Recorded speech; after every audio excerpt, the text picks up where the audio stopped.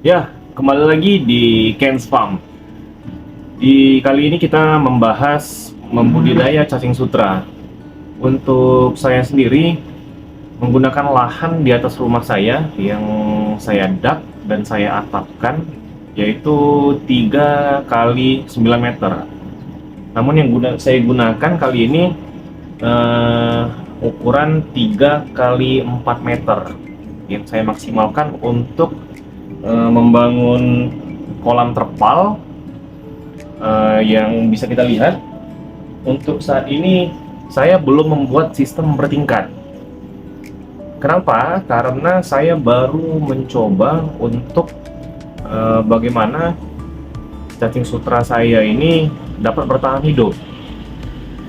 Mulai dari penyiapan tempat, kemudian kolam terpal yang saya bangun, kemudian airnya yang setelah saya endapkan, dan sebelum itu jauh-jauh hari telah saya siapkan untuk pakan cacing sutra tersebut, yang mana saya pelajari dari cacing sutra itu untuk pakan alaminya di habitatnya. Cacing sutra memakan seperti bahan-bahan yang organik. Jadi untuk tele ayam, kemudian limbah dapur dari sayuran, sisa kulit-kulit buah, itu yang saya fermentasi. Dan itulah yang saya jadikan untuk pakan cacing sutra saya. Alhamdulillahnya sekarang usia dari awal saya tebar benih cacing sutra sudah menginjak usia 2 minggu. Sampai dengan saat ini alhamdulillah cacing sutra saya sehat dan terlihat perkembangannya. Cacing sutra tersebut dia berkoloni. Setelah yang dewasanya ingin berkembang biak, dia akan memecahkan dari koloni tersebut. Dia mencari tempat-tempat baru, kemudian dia membuat koloni sendiri. Begitu yang saya lihat, yang saya amati tiap harinya. Dan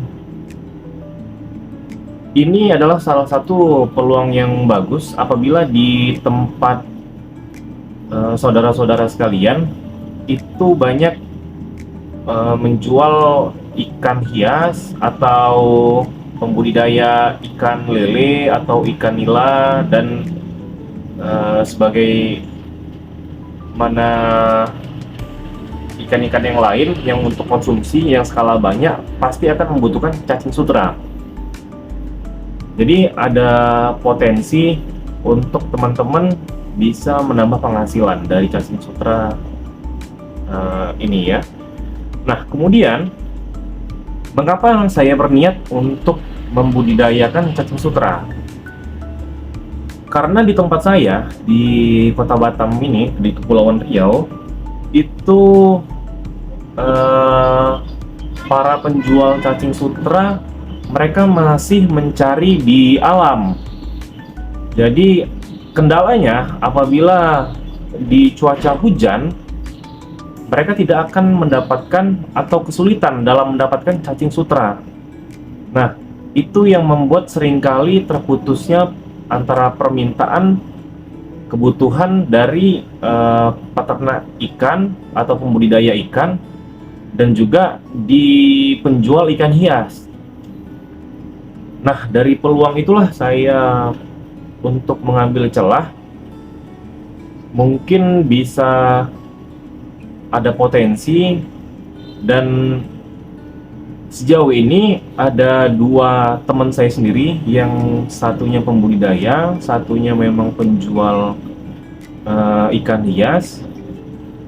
Setelah kemarin usia 1 minggu cacing sutra saya ini saya perkenalkan kepada teman-teman saya, alhamdulillah saya sudah mendapatkan calon pasar lah untuk menampung cacing sutra ini. Untuk di Kota Batam, untuk harga terendahnya sekarang di harga 80.000 per kilogram. Kita atau saya tidak tahu di tempat teman-teman itu berapa. harga per kilonya. Pernah saya lihat atau saya tanya sama teman saya, itu apabila cuaca hujan yang berturut-turut itu mencapai 150.000 per kilogram. Nah, itulah menjadi daya tarik saya untuk membudidaya cacing sutra tersebut. Untuk dari efisien dalam lahan, sejauh ini saya rasa bagus dalam pembudidaya cacing sutra. Dan dari pakan tersebut, pakan cacing sutra ini tidak menggunakan pelet, jadi murni dari limbah dapur yang saya jadikan organik. Nah, bagaimana nanti teman-teman mau melihat, nanti akan saya tunjukkan contoh dari fermentasi pakan untuk cacing sutra ini sendiri ya. Tetap tonton channel YouTube saya, support, dan jangan lupa untuk subscribe dan komen apabila ingin ada pertanyaan, sehingga teman-teman juga dapat mengetahui atau melihat video lanjutan dalam pembuatan pakan cacing sutra.